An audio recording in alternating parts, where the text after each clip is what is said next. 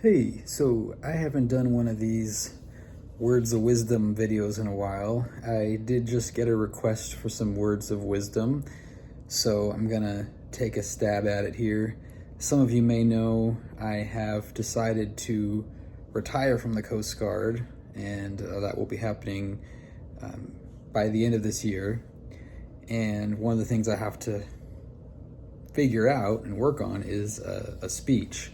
So perhaps I can use this channel as a way to kind of flesh out some ideas for what I might say.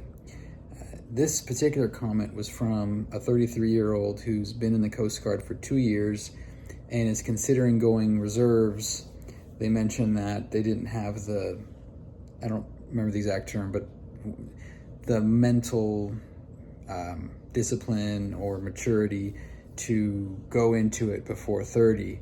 So they're in it now and they're thinking about going reserves in a few years, and they're asking for some words of wisdom. Now, I don't know anything really besides that in terms of what they're looking for. So I'm going to try to provide some classy slash generic slash hopefully helpful words here. And again, some of this stuff is potentially things that I might flesh out for a retirement speech. If you're going reserves, remember that there's a whole plethora of knowledge and experience that we gain in the civilian world, completely outside of the Coast Guard, that absolutely has value to the reserves and active duty, but that'll be even more of an apparent thing when you're in the reserves, because you will have another job, you will have another life. That's your day-to-day situation. And when you're active duty, it tends to become more your life. I mean, that's because that's what it kind of is. And so just remember to kind of use that skill set that you've already developed in your 30 years before you even joined the Coast Guard, and bring that to the table. And that kind of segues into my next thing, because what can sometimes happen is people get kind of tunnel visioned on their scope and their sort of expectation of what they think constitutes good leadership or competence. And you might have to gently, respectfully, but also assertively, assert yourself for the skill set and experience that you bring to the table. And the reason why that segues into my other thing is because the other advice I would give is to try to avoid the bias of judging what's on somebody's collar or shoulder board. It can be even an unconscious thing. I've certainly been guilty of it myself. You sort of attribute a certain level of expectation of someone's abilities based on what's on their collar. Now, in one sense, that's kind of an obvious statement that I just made, but it can also be a limiting sentiment. If you go about your career, go about your day, just sort of having that expectation that a commander or a chief or a warrant officer is going to bring more to the table than a non-rate, you're going to short yourself of some really valuable assistance and knowledge. And you're also going to short that member who's leaning on you as a leader to help to nurture them in their career.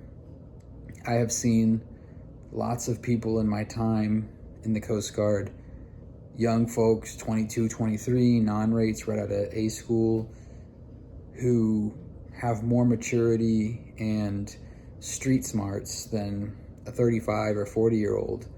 that I've been working with. It's not an indicator of who they are or what they bring to the table.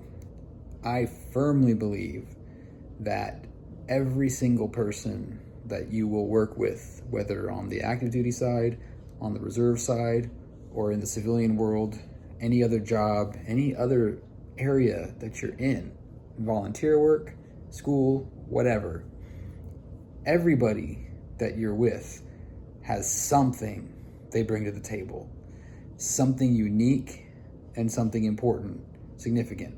They do. It might not always be apparent at first. It might not be something that is appreciated or maybe realized that there's a need for it yet, but it's there. And one of the greatest disservices we can do as leaders is to fail to recognize the strengths that an otherwise admirable and willing member of our service is able to provide and wants to provide, and just needs the right guidance and the right outlet to thrive and be a strong supportive member of, whether it's the Coast Guard or any other service or any other job or school.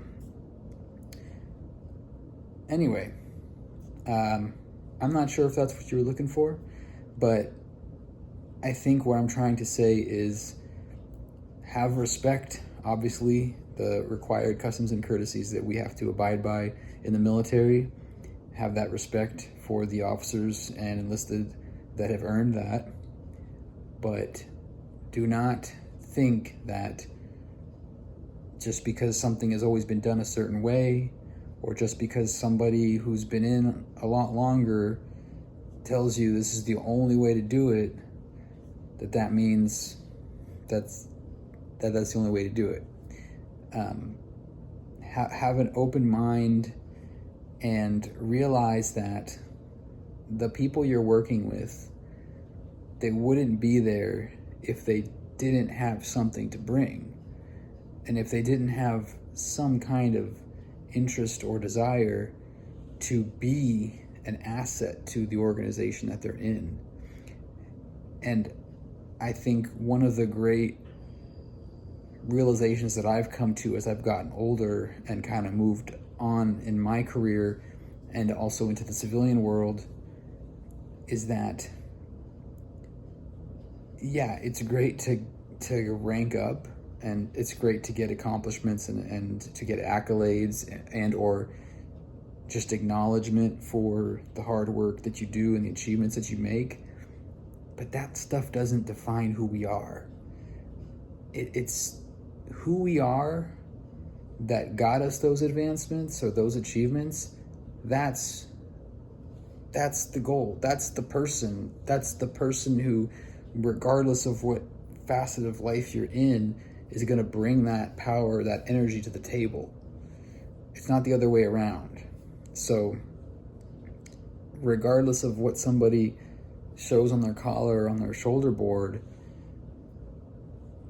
bring them into your organization with an open mind and realize that there's absolutely valuable things that they can bring to the table. And there's absolutely valuable things that you will bring to the table, whether it's on active duty or in the reserves. As a reservist, sometimes, some commands are great, but sometimes folks on active duty seem to have this conception that we in the reserves just lay around for 28 days a month and then just come in to do a one weekend of work, and then that's all we do. That we actually do have a life and a career and a family and responsibilities that take up the rest of our time, and they don't go away during our time in the reserves. So just have that appreciation and respect for what you bring to the table, what you're going to continue to bring to the table as you move into the reserves and whatever civilian job you end up going to, and also realize and nurture that potential and that promise of leadership, future potential in all the members that you work with, because they all bring something to the table. I hope that's what you were looking for. Good luck.